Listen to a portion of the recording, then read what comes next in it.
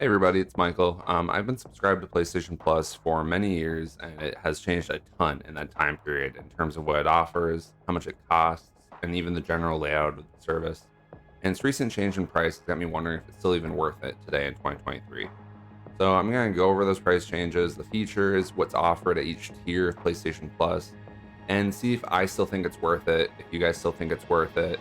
Yeah, that's basically it. Let's jump right in. So, like I said, PlayStation Plus has changed and expanded a lot since its initial launch in June of 2010. With more than 47 million subscribers to the service, at this point it's had to morph itself over the years in order to fit the needs of as many people as possible. This included absorbing the PlayStation Now service to make PlayStation Plus more desirable, as well as probably to just avoid confusion between those two services offered by the same company. As it stands now, it can best be described as a tiered subscription service that gives you access to a bunch of different features based on what tier you are paying for. Of these features, the biggest and most important are free games, discounts, and access to online play for multiplayer. I'm going to assume that you are already subscribed to one of the tiers, but if you aren't and you've just stumbled upon this video, I'll sum them up really quickly as best as I can.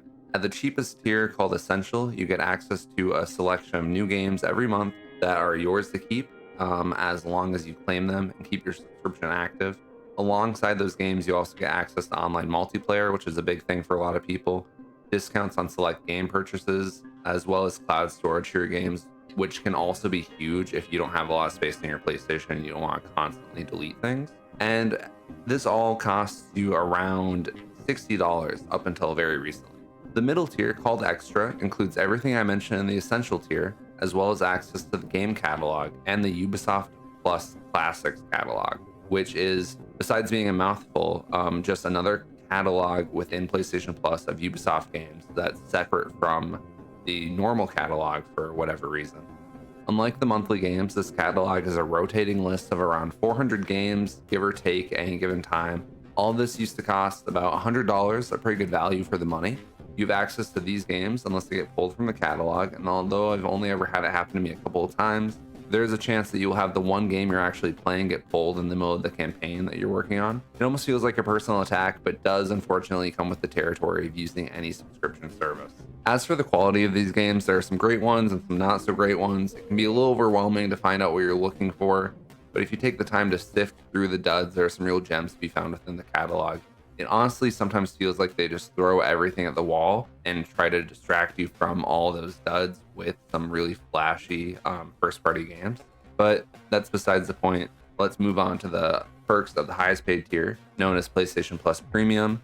This tier of the subscription offers everything I mentioned from the other tiers, along with a few extras that make it worth the money for me. At its previous price point of $120 a year, I've been subscribed to this tier for like 2 years, so I really felt like it's been worth it at this price point. Those extras don't seem like much on paper, but it was always just barely worth it for me since it was only an extra $20 a year, as opposed to that middle tier of PlayStation Plus. These extras include game trials, which I don't really use, honestly, but I do see how that can be helpful for someone that's on the fence about a game. You also get access to cloud streaming, which is super handy when you don't have that much space in your PlayStation and don't want to go through the trouble of deciding what to delete. This also enables streaming to your PC, which is a fun little perk when someone's using the TV that your console's connected to in the living room. You can go play it on your computer and still get that experience. And both of these features are great, but if I'm being honest, I barely really use them compared to the biggest feature for me. The real reason I hold on to that premium subscription, regardless of the price, is for the classic catalog. Beyond the PS5 being compatible with all previous generations or emulation, this is the best way to re-experience classics from my childhood, as well as games I never got to experience as a kid.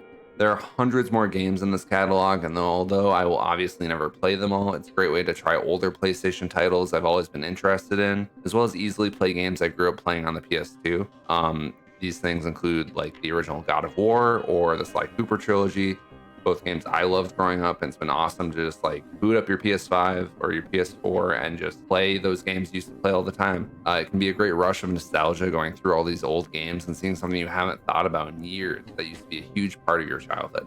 But enough about the features. That's basically a broad overview of everything included within those tiers beyond some smaller things I didn't really feel like were worth mentioning. I'm going to talk about the elephant in the room, that pesky price increase I keep hinting at, since this is what gave me the idea for this little video in the first place. So early this month, and as of the 7th, I believe, either the 7th or the 8th, all tiers of the PlayStation Plus subscription have gotten a little more expensive. It seems that this has been happening with every subscription service recently and really makes you weigh how much you use these services to begin with. When it comes to PlayStation Plus, the price for the entry level tier Essential has gone from $60 all the way up to $80 at an extra $20 a year. This isn't the end of the world, but it is just the bare bones standard tier. It's a little more expensive from here. For the middle level tier, the extra tier, the yearly subscription has gone from $100 a year to $135, increase of $35 overall. And finally, at the top end of the subscription service, the premium tier, the one I use, it is increasing by a full $40 from its original $120, leaving your yearly bill at $160, becoming kind of a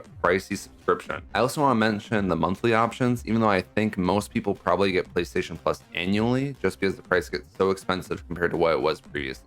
If you were to pay for any of these tiers on a monthly basis, your bill after 12 months will be $120 for Essential or almost $220 for the premium tier. I understand that Sony is purposely making it unappealing to pay monthly so that you will drop a yearly subscription right away and feel locked in. Or, if you decide not to use it, you've already paid for a year and they have that money. But as the prices rise, you have to wonder if we're coming to some sort of tipping point as more and more subscriptions across streaming and gaming keep going up. It seems like they can't all possibly be providing the value that they're charging for at this point. So back to my original question, is PlayStation Plus at any tier worth it in 2023? Are they providing that value that they're charging for? For me, even with a raised price tag, I still think it's providing what I want from it. But I also think that has to do with the fact that I've become so entrenched in the PlayStation ecosystem over the years. If I had just gotten my membership last year, I could see it not being worth it for me going forward. I especially don't really see the Essential tier being worth it, given the fact that one of the biggest perks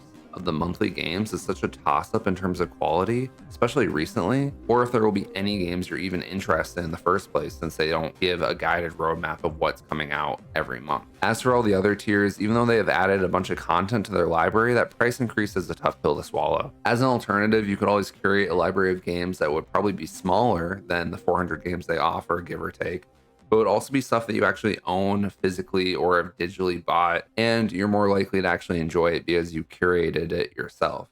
So what do you guys think? Is it worth it? Are you currently subscribed to PlayStation Plus at any of the 3 levels? Have you been thinking of making the jump either to buy it or to stop using it? Feel free to let me know down in the comments and we can talk about it there. Have a great day. I'll see you all in the next video. If you enjoyed this video, please feel free to subscribe or like it. Let me know what you guys want me to talk about next.